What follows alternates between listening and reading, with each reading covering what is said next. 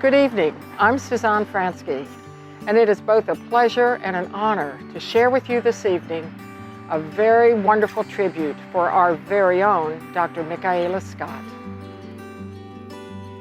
Born Michaela Gassmann in the town of Dinklage, Germany, Dr. Scott studied medicine in Bonn, Vienna, and received her Doctor's de Medicine degree from the Universität zu Tübingen before coming to the United States in 1971 for a fellowship and residency at Jackson Memorial Hospital in Miami.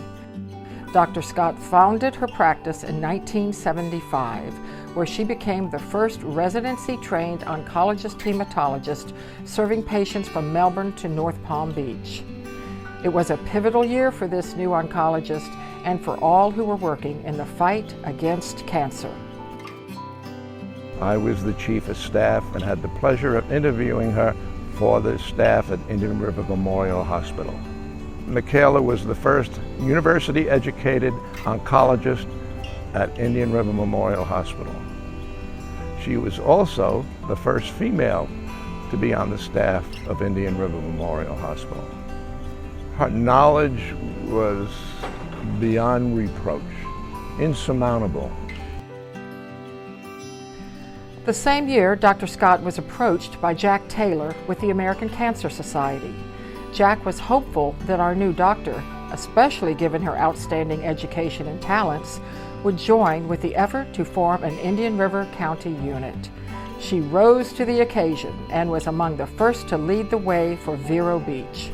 Dr. Scott served for over 15 years on the board of directors in many capacities, including president of the unit. Her enthusiasm was contagious with her board members, and with a groundswell of support from residents, Indian River County was recognized for raising the most capital per capita of any county in the state of Florida. In 1982, our very own Dr. Scott became president of the division board. Never before had anyone from our part of the state served as president. The local unit was walking tall. We knew what many others would soon find out, that her commitment was rock solid, her energy dazzling, and her achievement of ACS goals, raising capital for research, education, and patient services, mind-blowing. It was her charm, her gentleness, her calm manner, just knowing that every day what she was going through with her patients, but that she could bring this love and caring to all of us and want us to be able to share in the community.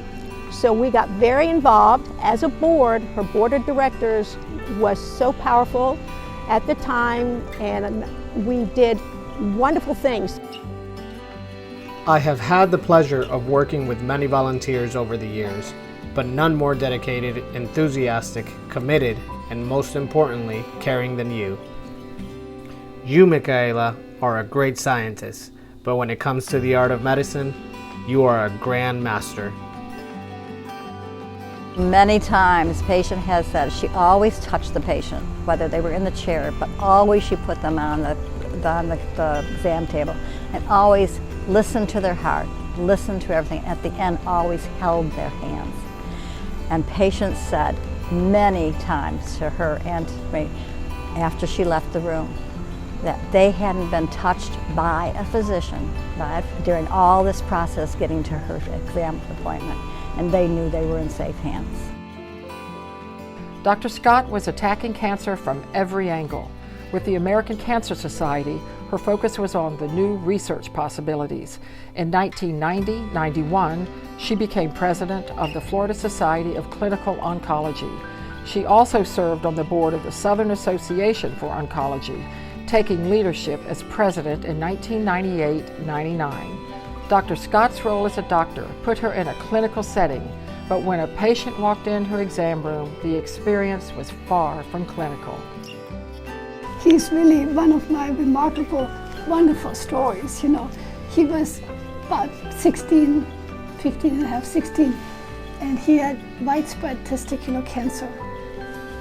We forced him to come to the office. He had no insurance. I actually paid for his drugs, you know.